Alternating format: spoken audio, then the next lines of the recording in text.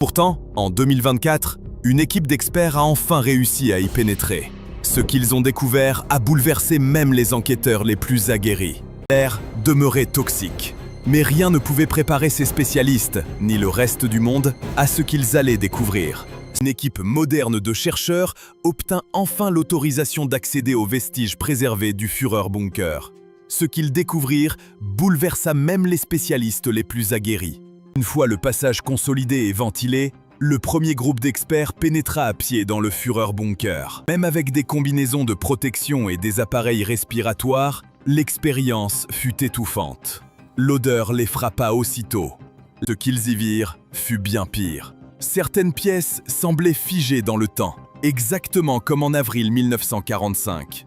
Dans un coin des quartiers personnels d'Hitler, l'équipe découvrit un simple lit de camp recouvert d'une vieille couverture en laine. Le tissu était assombri par ce qui semblait être une tache de sang séchée près de l'appui-tête. À l'intérieur du bunker, ce qu'ils ont trouvé va vous bouleverser. Lorsque l'équipe atteignit les pièces les plus profondes du Führerbunker, elle fut frappée par un calme troublant, presque calculé. Ce n'était pas seulement les derniers vestiges physiques du régime nazi, c'était le dernier lieu qu'Adolf Hitler avait contrôlé de sa propre main. L'objet le plus dérangeant de la pièce était la carcasse pourrie d'un canapé. Près du bord supérieur, les enquêteurs trouvèrent une tache sombre que les premières analyses confirmèrent être du sang. Les experts pensent qu'il s'agissait de l'endroit où Hitler et Eva Braun se sont donné la mort le 30 avril 1945.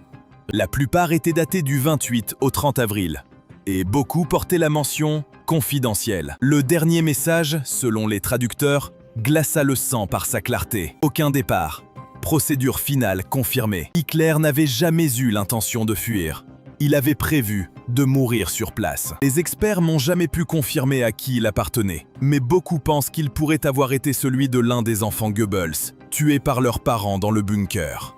Les chercheurs devaient en déchiffrer la psychologie et le symbole derrière chacun d'eux. Analyse des experts. Ce que les artefacts révèlent de l'esprit d'Hitler. Ce qu'ils ont mis au jour a révélé un tableau glaçant d'obsession, d'illusion et d'une descente vers la mort soigneusement planifiée. Cela confirmait les récits anciens affirmant qu'Hitler avait pris une capsule de cyanure avant de se tirer une balle.